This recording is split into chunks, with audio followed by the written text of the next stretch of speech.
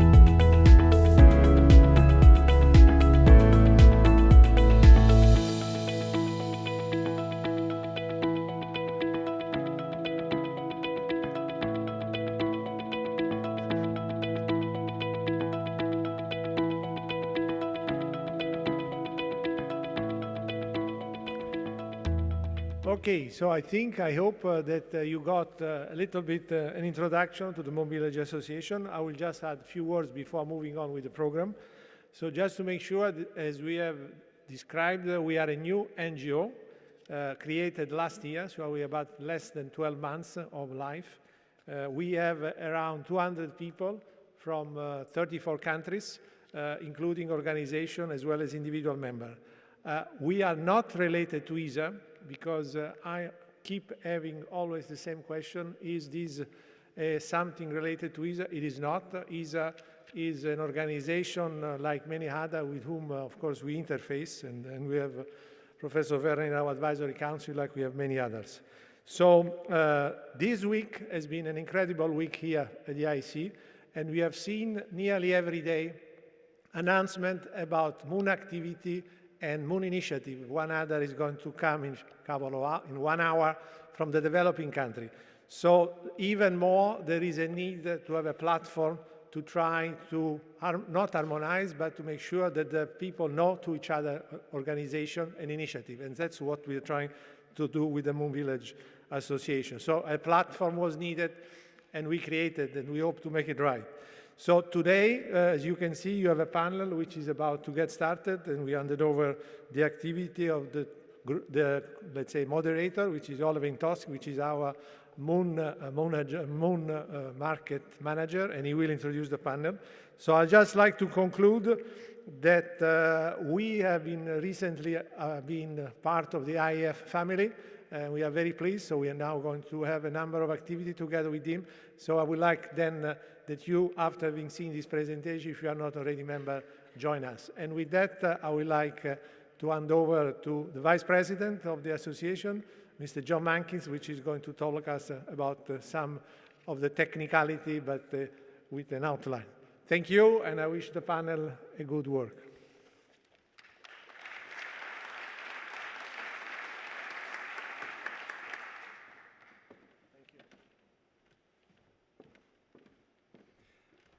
Good afternoon. It's a pleasure to be with you once again. I don't know how many of you were here yesterday to see the Global Networking Forum concerning biology and space exploration. I hope that this afternoon's event will be as interesting. So one of the things that we within the Moon Village Association are attempting to do is to establish a strategic framework for global activities pursuing the extension of human activity to the moon, including science, including exploration, including commercial development, and leading ultimately to settlement. I'm going to provide up here on the stage, on the edge of the stage for after the networking event, some copies of our brochure so that you can get more information and get information to allow you to register to become a member of the Moon Village Association if you would like.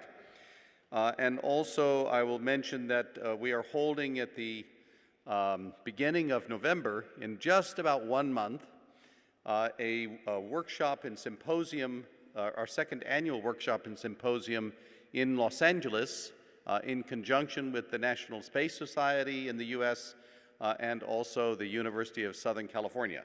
And I have some cards with information about the workshop.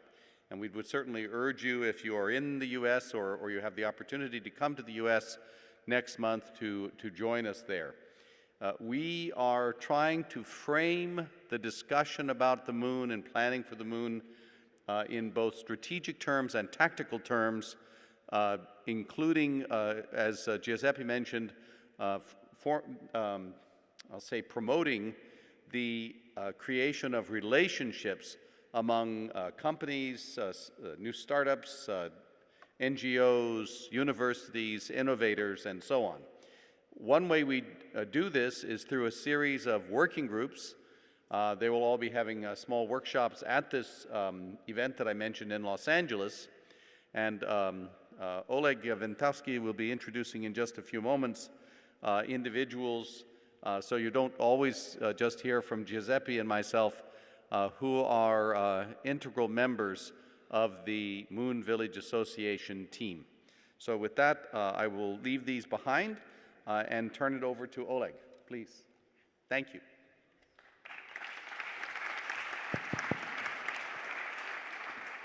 Thanks a lot, John. I'm Oleg Venskovsky, and I'm with Yuzhny Design Office of Ukraine, in charge of the Brussels office. And I'm also a member of the board of directors of the MVA, in charge of the moon market development. Those of you who likes boxing probably know the famous ring announcer, Michael Buffer, and his very famous phrase, "Let's get ready to rumble." I do not expect any rumble here at our panel, but I referred to Mike Buffer only to say that they say that he patented this phrase. I'm seriously thinking now about whether I should patent my phrase related to the MVA. And it sounds as follows. The MVA facilitates extension of your business to the moon.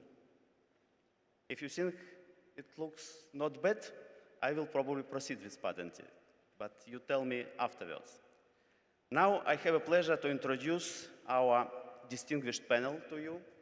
And as usual, ladies first, we have on the podium Kate Arkless-Gray, well known among the space community as simply Space Kate.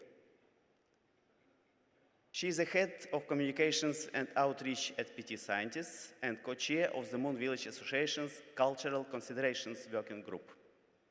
She is also an advisor to For All Moonkind, whose mission is to protect of World Heritage sites for generations to come. Kate is a very experienced journalist. She used to work for broadcasters such as BBC and Al Jazeera, but also reported on space for Sky News, Spaceflight Magazine, and others. A previous NASA administration, Charles Bolden, called her a true champion. Welcome, Kate.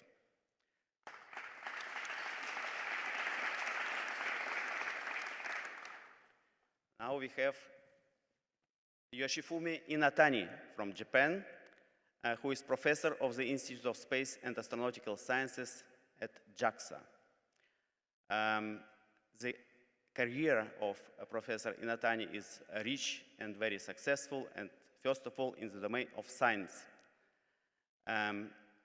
He made a lot of scientific achievements. In particular, one can refer to pioneering works for the concept and flight experiments of reusable space transportation systems, and the world's first sample return capsule from an asteroid. Development and successful recovery of this sample. He did major contributions to ISS, to his institute's missions, such as rocket experiments, satellites, and planetary missions. Professor Inatani is member of AIAA. He is executive director of the Japanese Rocket Society and has a number of awards. Welcome, Professor Inatani.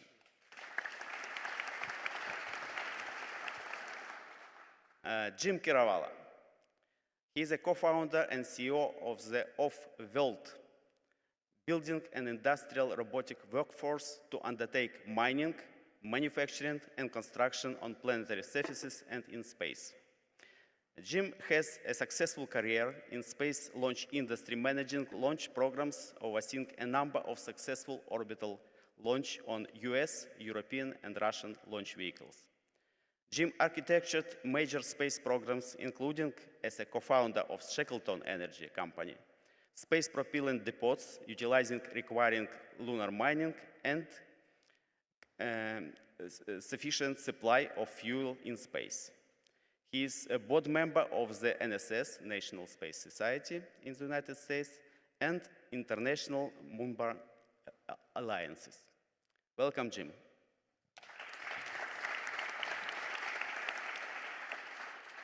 Finally, we have Chris Johnson, who is Space Law Advisor at the Secure World Foundation, and he engages with stakeholders, including governments, international organizations, space agencies, private industry, academia, civil society, and the media.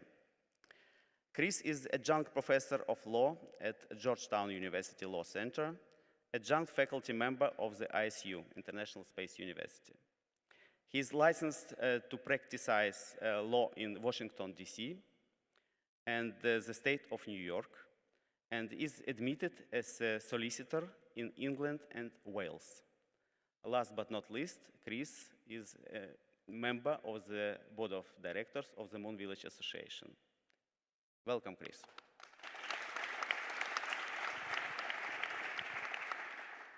I suggest that we will work as follows. I will give 3 to 4 minutes maximum to each panelist, and then I will open a floor for your questions, remarks, suggestions on how we should be organized at MVA, etc. So we start with Kate. Kate, the floor is yours. Thank you very much for coming to join us here this afternoon. I know that many people have gone out sightseeing, so we're very pleased to see you all here. I'm very happy to be the token woman on this panel, at least that's some diversity. And the thing that we're looking at is cultural considerations in the working group. What does that mean? Are we talking about art, music, ethics, religion, heritage, social, political issues? Actually, we're kind of looking at a bit of all of that. And luckily, we have a very interesting group at the moment. My co-chair, Remo Repetti, he's actually an ex-cultural attaché for Italy. So he got paid to spend his life traveling and talking about art from Italy. So that seems like quite a nice job. My background is in genetics, journalism, and I'm a general space geek. We've also got a space lawyer and heritage champion in Michelle Hanlon, who founded the For All Moonkind Association, a commercial space advocate and policy person, and a philosopher/physicist. So among our group so far, we have quite an interesting bunch, which is good because we've got a lot of interesting issues to discuss, and we would definitely invite more of you to come and join the Moon Village Association and come and work on our working group. We've decided that our group is looking at how the Moon Village could improve life on Earth and how the cultural considerations should fit in with increased activity on the Moon. It's still reasonably early days for the Moon Village Association, and we have some quite enormous questions in the cultural considerations group. So we've tried to have a look at what sort of questions we might focus our discussions on. So what we've come up with in our group so far is we want to look at what are the most important cultural considerations associated with the extension of human activities to the Moon. What can we learn from the different cultures around the world? What's their different approach to space, to exploration, to the Moon? And how can that feed into the work that the Moon Village Association is doing to ensure we get the maximum benefit from all the members all around the world? We also want to look at what lessons we can learn from the expansion of humanity in different parts of the world. Things that were successful, perhaps some things that weren't so successful. What can we do to avoid making the same mistakes again in future? Another big question for us is, what can the Moon Village Association do to maximize the beneficial cultural impacts of Moon activities while minimizing the negative impacts? So a lot of that, I think, we'll be working closely with the outreach group, one of the other working groups here. We also want to highlight what can we do to ensure that the public know about the specific benefits that they can gain from the Moon Village Association, from humanity, reaching out, exploring, and how do those come back to Earth as well? And finally, what sort of social organization would allow public and private organizations and actors to work on the Moon together? How can we shake things up a bit so it's not all just set down international lines or public or private lines? We think that's going to be a bit of a paradigm shift, and it's a bit of an enormous question, so please feel free, if you have some good ideas, some answers, reach out to us. I'm easy to find, I'm just at Space Kate, basically anywhere on the internet, or reach out to John Mankins if he hasn't already reached you. Yeah, we're looking to work with some of the other working groups, especially the human factors and outreach groups, and we're working with groups such as For All Moonkind and hopefully the Space Generation Advisory Council, since they bring a lot of energy, enthusiasm, and diversity. So we really like to make that connection with them because I think they've got something to offer. They will be the future after all. Thank you so much.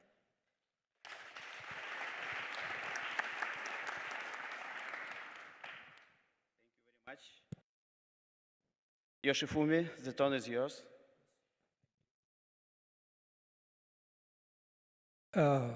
Thank you for time for me. I will be taking care of the architecture of the Moon Village. And can I have a biograph? Yes. In order to take care of the architecture, we need a definition of Moon Village, what the Moon Village is. But this definition is not fixed yet. And so because of this situation, we have many questions will arise. For example, how many people in the society? The village is the village, which means some sort of a community or society or something like that. The number of people is, to my understanding, much more larger than the space mission these days. So as I showed you in this list, the many questions that will be on the table. Next, please. So this is my personal the proposal for example. Is what the time frame we are thinking about would be 2050 to 2100 time frame for not very short time period, but not very long, and intermediate, and society of a reasonable number of habitants. What's the reasonable number? I will tell you a little bit about later on. And minimizing reliance to Earth, which means a maximum use of in situ resource utilization is absolutely necessary. Otherwise, we have to rely on everything to the Earth. And economically also independent and viable. That will be the realistic way of doing things for building a moon village. And inhabitants must produce some value, which may be changed into money, and then do something revenue. That will be, to my understanding, one of the important things. Okay, next, please. Oh, Mike, you are doing that? Thank you. Yes, imagine that how many people on it? We have Apollo, 3 guys, ISS, 5, 6 guys. I don't know, initial moon base for the exploration business, I don't know. But it's very much smaller than our expectation, as we say, village. It's many numbers. For example, here we say that as an example, the Dunbar's number, that is some sort of size of the society, they say, but I do not tell very much in detail today, but it will be 150 or 200, something like that. And 1,000, it's a tremendous number for the space business from our thinking, but what is a reasonable size for the community will be one of the most important things to be considered. That's one thing. And what analog is, we can say, for the Antarctic base, space colony, cruise liner, that will be some 100 to 1,000 people on board or people on base, isolated. And this kind of isolated world will be the society to be thinking about what the moon village definition is. We have to think about that. That's my proposal. Then what to do is doing science. This, to my understanding, I'm belonging to the Science Institute, but money spent for the science is less than 1/10 of the total space budget, which means science can take care of everything. Science is just, of course, one thing, but one of the important things, but science is not all for the moon village activities. Expedition, construction, mining, production, business service, tourist, accommodation, things like that, but to produce the value of money on that. That's these kind of things should be incorporated into the consideration. System architecture is our spacecraft design, for example, is reliability-oriented ones. But living and staying in the far remote area, we have to be thinking about survivability, which means not give the higher reliability, but we do build in situ, made use of in situ materials, for example, 3D printing, something like that, or on the location we are. So that kind of reliability, flexibility, survivability type of system design and construction is absolutely necessary to my thinking. Traffic, that's if we do the very huge amount of people down there, and we have to have some sort of traffic in between the Earth and Moon, or Mars or something like that. In order to do that, we need transportation devices, like a rocket, things like that. But this is the current working horse for coming 10 years, I don't know. But this cannot be a solution to my understanding for having such a heavy traffic on the Earth lunar systems. And today I do not have time to tell you everything about that, but in Los Angeles, I'll tell a little bit more about the detail on these considerations in the next month. Yes? Okay, that's all. Thank you very much.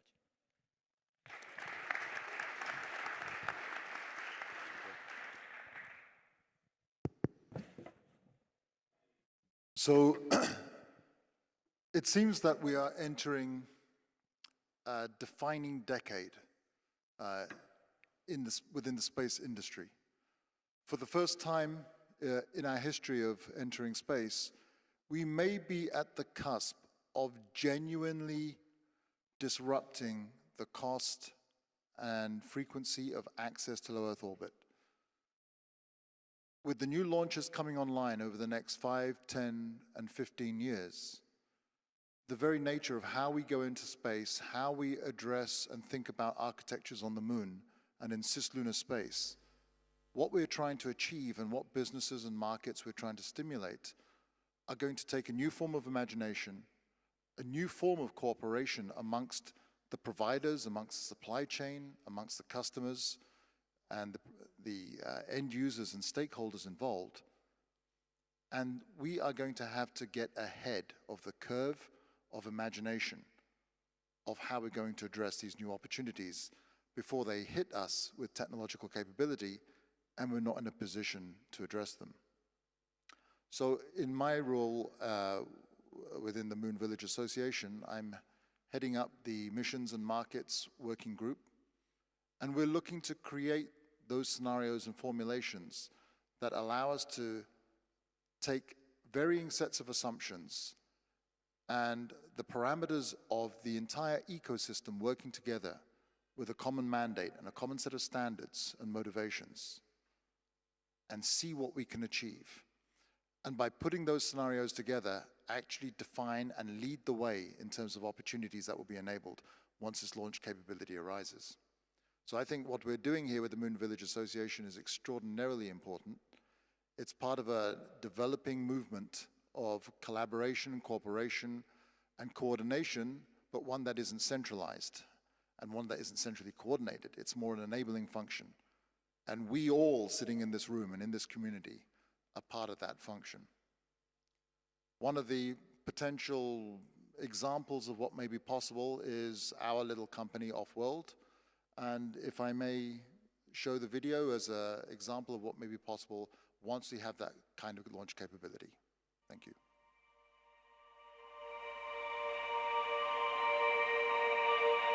Hello.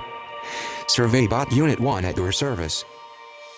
I come from a new generation of industrial robots. Unlike our ancestors, we are designed to learn. We learn from humans, from our own experience of the real world, and from millions of simulations. Our job description is simple: make human dreams real. Build orbital stations and solar farms in free space. Return to the moon. Mine asteroids. Build cities on Mars. Get comfortable in the inner solar system.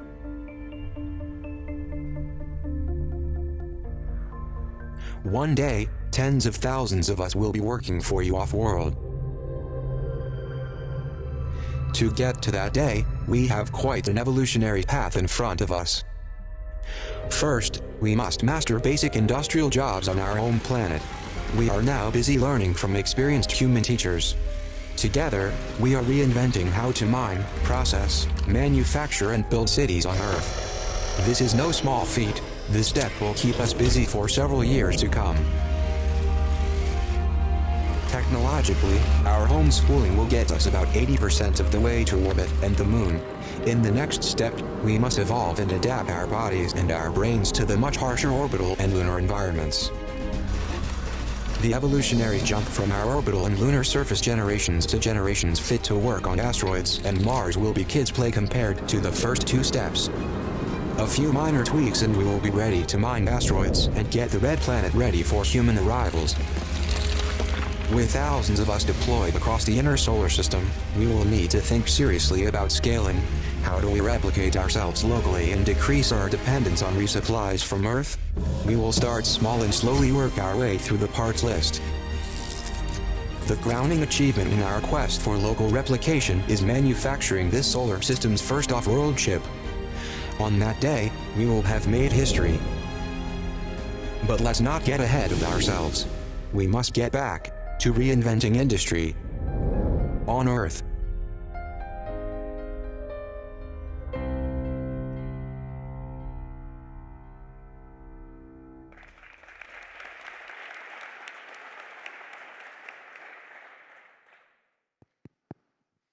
All right, well, good afternoon, everyone. I'm Chris Johnson. So let's look at, when we talk about the Moon Village vision, or Moon Village visions, plural, I want to start by focusing your attention on what's on this slide, this picture. The left-hand side is the earlier, our conceptions of the things earlier in the Moon Village vision or visions, and then it progresses in time and in complexity and sophistication as you go to the middle of the picture and then to the right of the picture. I want you to think, first look on that rover on the left-hand side. How many people, how many hundreds, if not thousands of people are necessary to develop a rover? Think of, you know, they work someplace, there's the payroll, overhead, et cetera, et cetera. Think of all the policy aspects, the law aspects, the administration aspects, even before you get to the technical, the engineering, and the science aspects, merely of building and deploying and operating that rover. It's mind-boggling and you know, incredibly complex enough just to do that, just to pull that off. So, you know, even when you get to the middle of the slide and the farther end of the slide, let's be clear, we're dealing with something, all of these issues of and visions of what we would like to do internationally for the next couple decades, the next few generations of doing things on the moon. Everything, it's incredibly, incredibly complex and humbling. And, you know, maybe it's because this is the end of the week, I want to start from basic first principles before we get off into this person's vision of exactly how the Moon Village should work. I want to start with just some basic first principles. So I'm going to start with the international legal order that applies to this. I won't spend too much time taking you folks to law school, but first we should start with, I'm going to mention briefly the Outer Space Treaty. So the Outer Space Treaty of 1967 is the foundational instrument that we use to govern and regulate activities in outer space, whether they're governmental or non-governmental. It's easy to read, it's pretty clearly written. It would take you 15 minutes to read the Outer Space Treaty. Article 3 of the Outer Space Treaty says that international law, including the Charter of the United Nations, applies to outer space, including the moon and other celestial bodies. So, though we do things in outer space, the law that we have from Earth applies to it. Now, also from first principles, are we allowed to go to outer space? Who gave us permission? Who says that you're allowed to go to outer space or do anything there? It wasn't set in stone, it wasn't predetermined, but Article 1 of the Outer Space Treaty, which had to be negotiated, says that states have free access to all areas of outer space, including the moon and other celestial bodies. So the good news, the basic good news is states are allowed to go there. We're allowed to explore outer space. And it further says in Article 1 that the exploration and use of outer space is the province of all mankind. So to be clear, let's look at the moon. It doesn't belong to humanity. We don't own the moon. I think in a philosophical sense, you may think that that humanity, humankind, the species on this planet owns the moon. This is, I think, the wrong way to look at it. We're allowed to go there and use it. Building off of that, to be very basic, international space law has only certain basic principles. We have basic ideas of responsibility and liability. Article 5 says that astronauts are regarded as envoys of mankind and they're given certain protections. And then Article 9 of the Outer Space Treaty talks about due regard, that whatever one state does, it should have due regard to the corresponding interests of other state parties in their use of exploration of outer space, including the moon and other celestial bodies. And to be honest, because the Outer Space Treaty is a treaty of principles, that's about it. So from beyond that, and a few other instruments that we have for outer space, and I would put aside the 1979 Moon Agreement. These are the basic notions of norms that we have that we're required to observe, that give us obligations or restrict our actions when we try to create this Moon Village vision and these different visions. So from that, I'm going to say that it's incredibly complex to do all of these things. So I am in the Cooperation and Coordination Working Group. So link that together, the basic issues, the basic norms that we have in outer space, and then this is the vision that we want to create.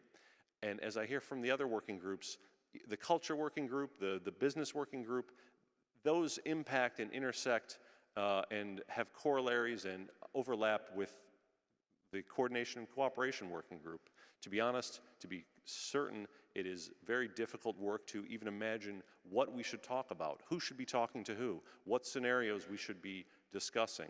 When I think the things that have happened in Earth history, when we think about will the ills of society, the missteps that we've taken, the loss of potential, human potential, the wasting of resources, what economists would call externalities. Will these things follow us when we want to create this Moon Village vision? To be pragmatic, probably. There probably will be these things because we are human, we're fallible, we are suspicious of other folks. So what discussions do we need to have amongst all stakeholders to create this vision or some type of vision, some type of vision that allows this to happen? I think the last thing I would leave you with is this isn't a certainty. It's not certain that this is going to happen. This may not happen. Space exploration, settlement of places on the moon, this future that we're dreaming of, it's not guaranteed to happen. It may happen. The future is unwritten. What decisions do we need to make now? What steps, what plans do we need to put in place to foster and engender and allow this to be created? It's uncertain, it's unknown, and it's very difficult thinking. So while there are folks on the stage, many folks also in the room are experts on this because we each have our own life experiences that can inform and give good content to the things we need to decide to allow this better future that is a possibility in space. I think I'll leave it at that. Thank you.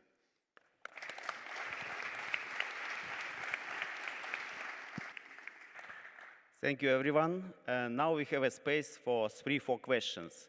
So please raise your hand as high as possible. Yes, please.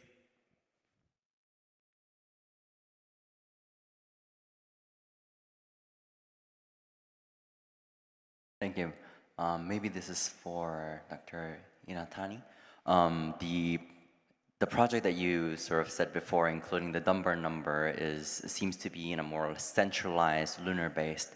But if you look at, we have the ESA Moon Village, we have the United States trying to do its own moon activities, we have Asia Pacific also trying to do its own lunar activities. And it's not just that we're going to go into one point in the surface. We have the surface, multiple lunar bases, we have the orbital gateways, and we have Lagrangian point bases. So based on these more decentralized, more fluid human interactions, is that also a possible vision, or why was the architectural study more confined to a one-point single base kind of architecture?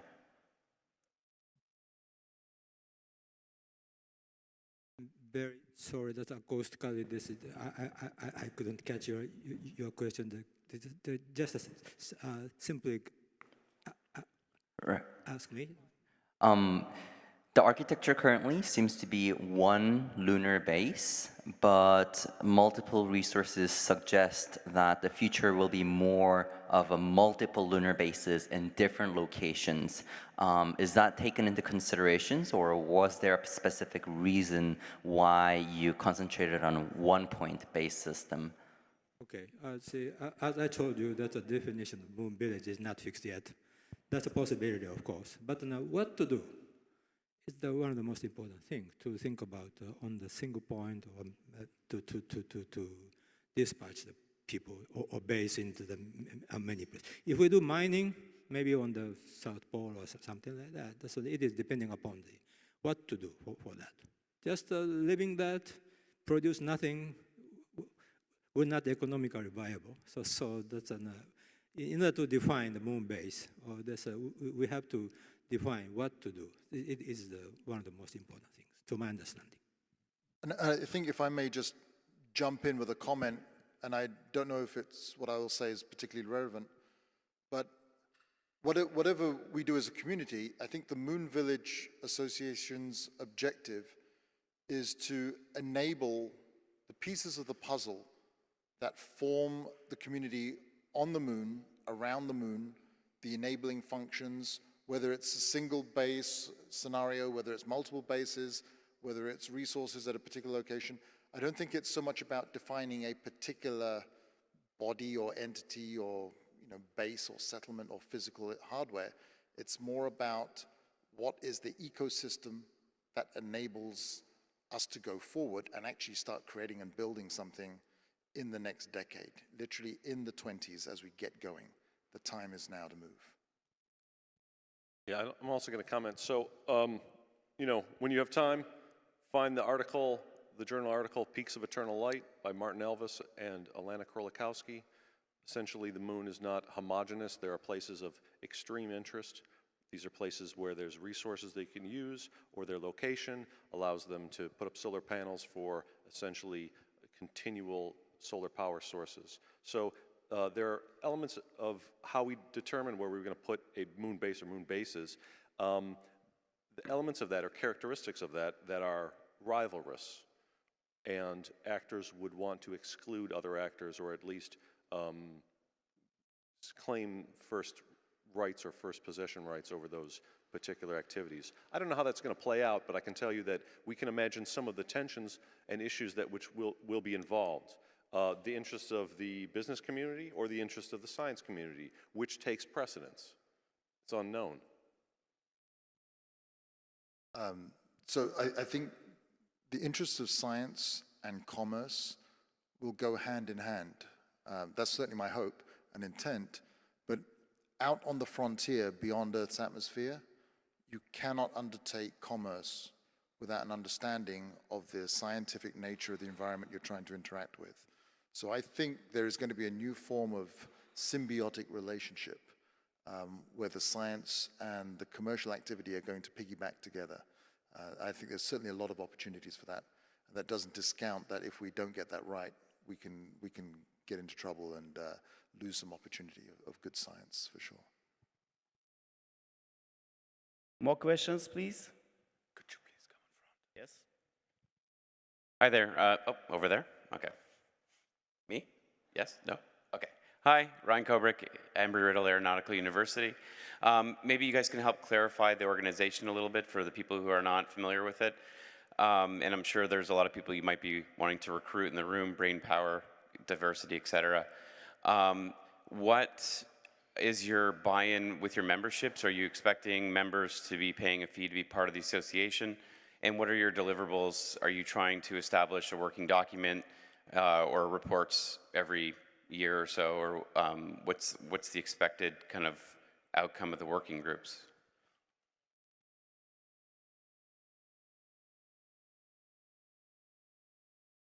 Maybe I try to answer.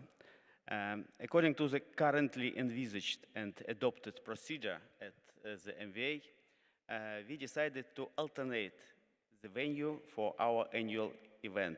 And this annual event is not just workshop, as it was the case for the first event in Strasbourg last November, but now it has become workshop and symposium. So we started in Europe, Strasbourg. We moved to the Americas, in this case, United States, Los Angeles, and we have decided that the next destination for the Moon Village Association annual event should be Asia.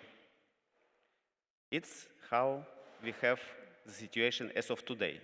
It does not mean that it is not changed for the future. We're gonna see, but as of today, it is like this. And I think the slight pause in response to your question was a manifestation of the fact that the outcomes specifically year by year are not in detail known. That's the objective of the working groups. What I would say is important and that we all agree on is an aggressive value system of actually wanting to get this done and not falling back on the previous decade's experience or fears or concerns that we didn't have the chance to actually manifest the visions and the hopes that we wanted to get in place. I think now we have the chance.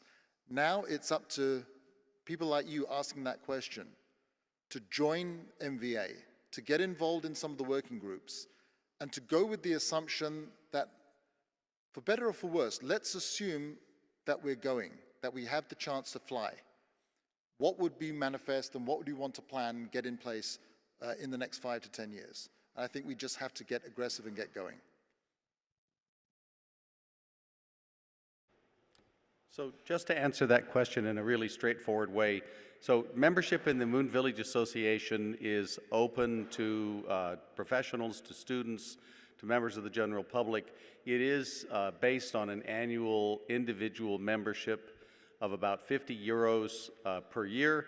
We also have institutional memberships which are scaled to the size and the economic clout of the organization. We have a number of aspects of the value proposition, including helping to put together relationships among the organizations, people who might want to get to the moon, people who might want to have some influence over the course of events with regard to cultural sites on the moon, as Kate Arkless-Gray was mentioning. And certainly part of that will include a number of documented products, not just the annual report, but also, as I think Giuseppe's video mentioned, things like prizes and the opportunity to be part of lunar activity planning. So, okay. I saw one hand over there. Please give a mic to the gentleman.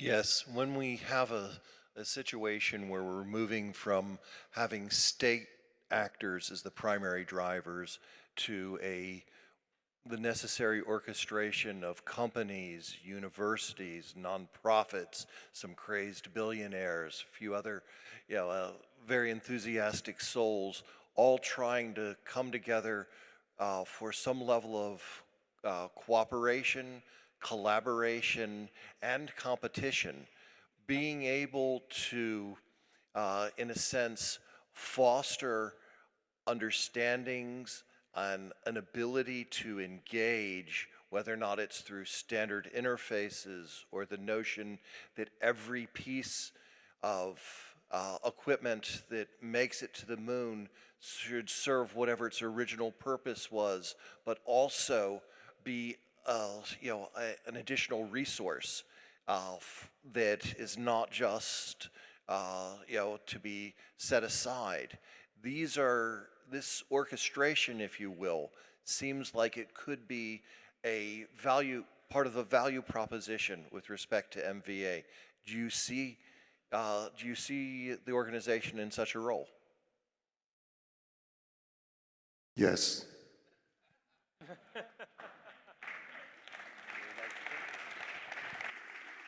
The model of brevity. I'd just like to add to that yes, I hope so, but only if the Moon Village Association is really representing everybody. It really needs to be international, it needs to be collaborative, it needs to hear the voices of those who aren't spacefaring nations just yet. It needs to have better gender diversity. These kind of things are all, there are mistakes that we've made on Earth, and I want to ensure that we don't take what we have on Earth that doesn't work so well or isn't great, and ensure that when we go into space, we do it together as a whole community where everybody has their right to be heard. Thank you. The last question, please. This lady in the first row.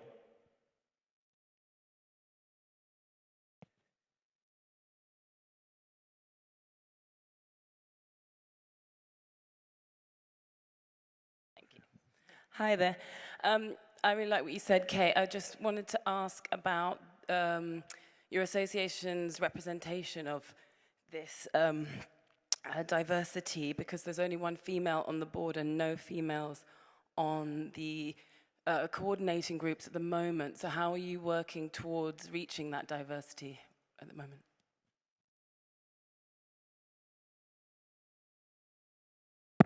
Can I answer since I'm the president, if you don't mind? Thank you. So, thank you for the question. So, the issue of gender is very important. In fact, in our board, we have certainly a female presence. And I can tell you, but for the moment, of course, you have to, but one of the goals of the organization is to increase the gender policy. And I can tell you that in one of the next major meetings, which is in China, in December, the MVA will be represented by a female member of the board, which happens to be also the team of that event is the first woman on the moon. So, and we are trying to indeed go in that direction, allow the organization 12 months, but the gender policy is top in the priority because we do need to get the proper gender balance in the organization. Thank you, Giuseppe. We have to stop our Q&A session. And now I ask the technical team to put the final slide as a reminder of our forthcoming event exactly in 1 month in Los Angeles, University of Southern California. And you know that we were intended, and we still intend, to announce the winners at the event of the first competition Moon Village Association organized together with Helen Tung, space entrepreneur, on the best ideas on how to create moon market, how to create moon village, etc., etc. By announcing this competition, we are trying to foster and facilitate creation of the moon market. We are trying to engage young people. We are trying to engage startups and serious big organizations to this competition. And as a final remark for this event, for this panel, for this GNF session, I have some breaking news for you, I would say. I would like to invite to make an announcement Pavlo Tanasiuk, who is new space entrepreneur. Pavlo, the floor is yours. Thank you very much, Alex. Thank you. Well, it's a great pleasure to support the Moon Village Association. At SpaceBit, we believe that global collaboration is really important for the future of moon settlement. And that is exactly why we decided to support 2060 prize run by Moon Village Association. Today, we would like to announce 2 additional prizes, and I hope that they will find their winners, and those winners will attend the event in Los Angeles. And those 2 prizes are, the first prize is for the best critical service on the moon, and the second prize is for the application of blockchain technology. I encourage you to submit your proposals online on the website of Moon Village Association, and I do wish you a good luck with your submissions. Thank you very much.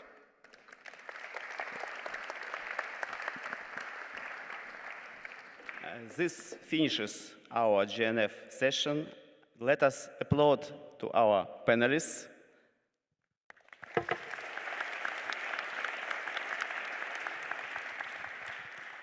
And may I thank you very much for your impressive attendance. Thank you.